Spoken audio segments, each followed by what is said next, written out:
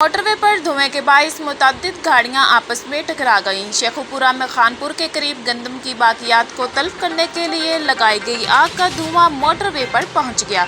Motorway पर सफर करने वाले अफराद को मुश्किलात का सामना करना पड़ा। ज़राए के मुताबिक धुएं के बाइस गाड़ियां आपस में टकराने से मुतअद्दिद अफराद जख्मी भी हुए।